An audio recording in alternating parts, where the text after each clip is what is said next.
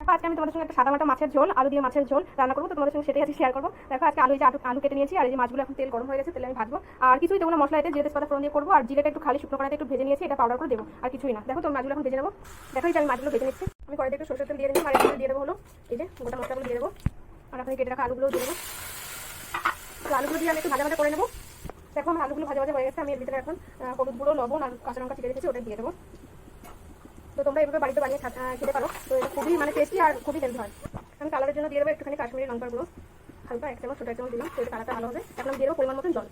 দেখো আমি পরিমাণ মতন জল দিয়ে নিয়েছি, আর আমার ঝোলটা ফুটেও গেছে। এখন আমি এর ভিতরে মাছগুলো দিয়ে দেবো।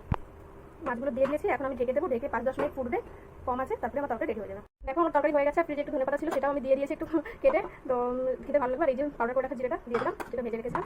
তো হয়ে গেছে আমার তরকারি। দেখো দেখতে তো খুবই সুন্দর হয়েছে, তোমরা জানিও কেমন হচ্ছে দেখতে। ঠিক আছে, খেতে কিন্তু অপূর্ব লাগে তরকারিটা, আমাদের তো খুবই পছন্দের। তো চলো এখন নামিয়ে নেবো। Tata, bye bye.